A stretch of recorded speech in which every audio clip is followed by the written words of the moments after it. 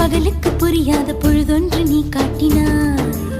இதயத்தில் நீ இருப்பதனால் நான் தூங்கும் நேரத்தில் என்னுள்ளே தூங்காமல் நெஞ்சுக்குள் வாயாடினாய்.